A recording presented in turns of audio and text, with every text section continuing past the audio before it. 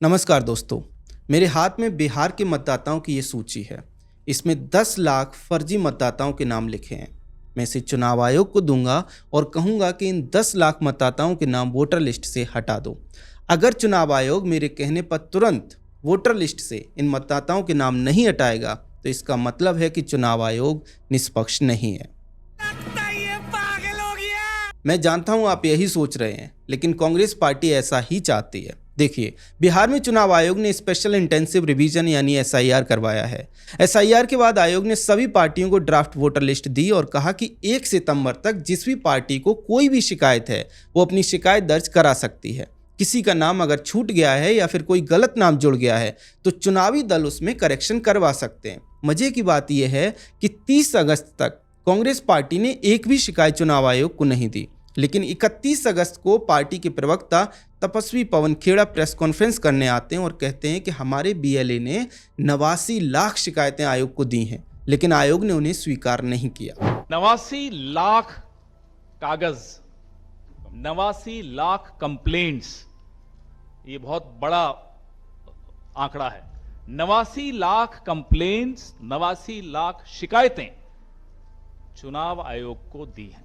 हमारे बीएलएस जब शिकायतें लेकर, ऑब्जेक्शंस लेकर जाते हैं, उनसे नहीं लिया जाता, उनसे शिकायतें नहीं लेते।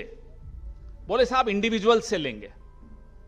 अब इतने कम समय में लाखों लोग अपनी शिकायतें करने एक तो वहां जाएंगे, तो बीएलएस का रोल क्या है बताइए? राजनीतिक दलों का फिर रोल क्या है ये बताइए? हमारा रोल यही है और वो नियमानुसार हमारा रोल है कि बीएलएस ऑब्जेक्शंस वहां जाकर देंगे, फॉर्म 6, 7, 8। जबकि सच्चाई यह है कि कांग्रेस के जिलाध्यक्षों ने, ध्यान से समझिए, बीएलए ने नहीं बल्कि पार्टी के जिलाध्यक्षों ने पिछले 1-2 दिन में, ध्यान दीजिए, पिछले 1 महीने में नहीं बल्कि 1-2 दिन में 89 लाख कथित फर्जी मतदाताओं की सूची चुनाव आयोग को दी और कहा कि इन मतदाताओं के नाम वोटर लिस्ट से काट दो। चुनाव आयोग ने तुरंत ऐसा करने से इनकार कर दिया और उस सूची को जांच के लिए भेज दिया। अब आप समझिए, पवन खेड़ा दावा तो करते हैं कि उनकी पार्टी ने 89 लाख वोटर को वोटर लिस्ट से हटाने की शिकायत की है, लेकिन सच ये है कि ये चुनाव आयोग के नियमों के तहत की गई कोई औपचारिक शिकायत नहीं है, ये पार्टी की ओर से की गई एक अपील है। इसी तरह से खेड़ा के अनुसार ये 89 लाख वोटर के नाम बीएलए द्वारा शिकायत के आधार पर तय किए गए हैं, जबकि सच ये है कि ये नाम कांग्रेस पार्टी के जिलाध्यक्षों की शिकायत के आधार पर तय किए गए हैं। ऐसे में जाहिर है कि कांग्रेस पार्टी पर कई गंभीर सवाल उठ रहे हैं। सवाल है कि वे 89 लाख वोटर्स कौन हैं जिनके नाम कांग्रेस पार्टी कटवाना चाहती है। सवाल ये भी है कि इतनी बड़ी संख्या में वोटर्स के नाम कांग्रेस पार्टी क्यों हटवाना चाहती है? क्या ये वही मतदाता हैं जो कांग्रेस के वोट बैंक नहीं है? इससे इतर सवाल ये भी है कि जब कथित तौर पर इतने बड़े स्तर पर गड़बड़ियां कांग्रेस को पता थी, फिर वो डेडलाइन के अंतिम दिन तक क्यों सोती रही? एक गंभीर सवाल तो ये भी उठता है कि क्यों कांग्रेस पार्टी ने इन मतदाताओं के नाम हटाने के लिए उनकी सूची दी, जबकि आयोग का सर्वविदित नियम है कि नाम कटवाने का आवेदन राजनीतिक दल का बूथ लेवल एजेंट से यानी बीएलए निर्धारित प्रपत्र के साथ, शपथ पत्र के साथ, फॉर्म 7 के साथ ही दे सकता है। मतलब यह है कि फॉर्म 7, शपथ पत्र और कारण के साथ नाम कटवाने के लिए चुनाव आयोग के पास आवेदन दिया जाता है। ऐसा नहीं होता है कि एक सूची लेकर पहुंच गए कि इन लोगों के नाम काट दिए जाएं। राहुल गांधी और कांग्रेस पार्टी को यह भी बताना चाहिए कि 89 लाख लोगों के वोट काटने की सूची तैयार करने के लिए उन्होंने कितने बीएलए लगाए थे, क्योंकि यह आसान काम नहीं है और किसी एक सीट से भी ये निश्चित तौर पर नहीं होंगे। ऐसे में अलग अलग विधानसभाओं में अलग अलग बीएलए ने मिलकर काम किया होगा। जबकि मीडिया रिपोर्ट्स के मुताबिक कांग्रेस ने लगभग 17,000 बीएलए लगाए थे,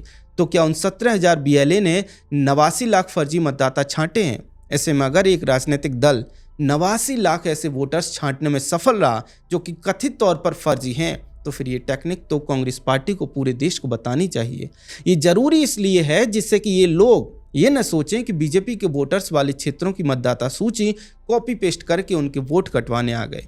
दोस्तों, ये बहुत गंभीर सवाल है, क्योंकि एसआईआर की प्रक्रिया होने के बाद लगभग 1 महीने का समय पॉलिटिकल पार्टियों को मिला था। 1 महीने के अंदर 89 लाख कथित फर्जी वोटर के नाम कांग्रेस पार्टी लेकर आई है। आप बताइए, क्या ऐसा संभव है? शायद नहीं। इसलिए सवाल और गंभीर हो जाता है कि आखिरकार कांग्रेस पार्टी चाहती क्या है। ध्यान से समझिए, प्रेस कॉन्फ्रेंस में तपस्वी खेड़ा ने एक और बात कही। उन्होंने कहा कि एसआईआर को दोबारा से करवाया जाए।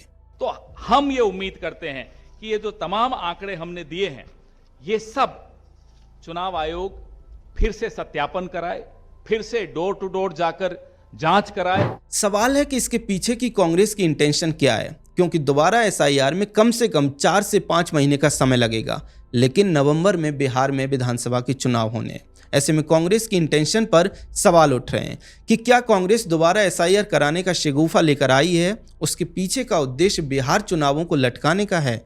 अगर हाँ, तो कांग्रेस ऐसा क्यों चाहती है? क्या उसे अपने शहजादे पर और कथित वोट चोरी अभियान पर भरोसा नहीं है, या फिर अंदर किसी सर्वे में ये साफ हो गया है कि पार्टी पिछले चुनावों की तरह दोबारा से बुरी तरह से हारने जा रही है? खैर, कांग्रेस पार्टी ने बिहार में 89 लाख कथित फर्जी वोटर्स के वोट कटवाने की अपील की है। इसको लेकर आपका क्या कहना है? कमेंट सेक्शन में हमें जरूर बताएं। अगर आपको हमारा कंटेंट पसंद आता है तो हमारे चैनल को सब्सक्राइब भी कर लें। जय हिंद।